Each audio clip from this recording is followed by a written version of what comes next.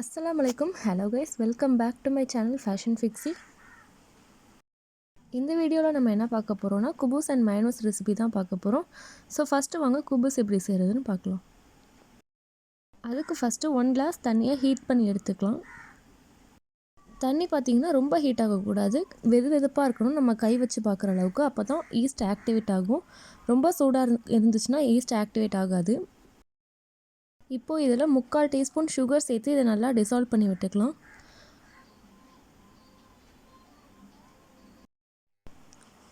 Sugar நல்லா கரைஞ்சதும் இதில் 1/2 teaspoon try east சேர்த்து இதை நல்லா ஒரு மிக்ஸ் கொடுத்துட்டு 10 மினிட்ஸ்க்கு அப்படியே வச்சுருங்க. இது நல்லா ஆக்டிவேட் ஆகி வரணும்.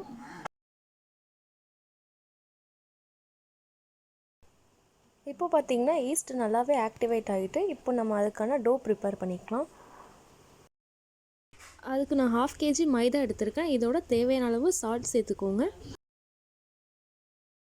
இப்போது இதில் ஈஸ்ட் ஆக்டிவேட் ஆன தண்ணி சேர்த்து நல்லா ஒரு சப்பாத்தி மாவு பதத்துக்கு நம்ம பிசைஞ்சிக்கலாம். தேவைப்பட்டால் எக்ஸ்ட்ராவாக நார்மல் வாட்டர் சேர்த்துக்கலாம். ஸோ டோ பார்த்திங்கன்னா இந்த கன்சிஸ்டன்சியில் இருக்கணும். இப்போது இதை ஒரு ஈரத்துணி போட்டு மூடி வச்சு ஒரு 2 hours அப்படியே விட்டுருவோம். இந்த மாவு பார்த்திங்கன்னா நல்லா டபுளாகி வரணும். ஸோ இப்போ பார்த்திங்கன்னா மாவு நல்லா டபுளாகி இருக்குது, நல்லா சாஃப்டாகவும் இருக்குது நம்ம ஈஸ்ட்டு சேர்த்ததுனால. ஸோ இப்போ இதை நம்ம சின்ன சின்ன பால்ஸாக பிரித்து வச்சுப்போம். இப்போ இதை நம்ம வளர்க்க ஆரம்பிச்சிடலாம். நார்மலாக சப்பாத்திக்கு பண்ணுற மாதிரி தான் இதை மைதாவில் டஸ்ட் பண்ணி இதை நல்லா வளர்த்துக்கோங்க.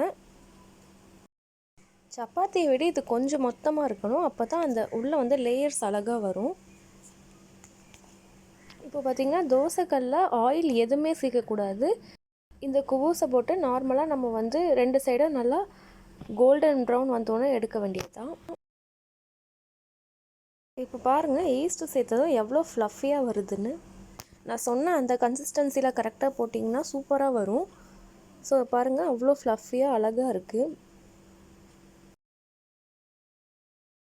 ஸோ அவ்வளோதான், இந்த அளவுக்கு ப்ரௌனாக இருந்தாலே போதும், ரொம்ப ப்ரௌன் ஆக்க வேணாம்.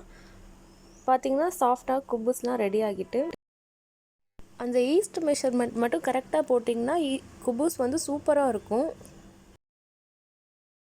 ஸோ நெக்ஸ்ட்டு வாங்க நம்ம மயோனைஸ் ரெசிபி பார்க்கலாம்.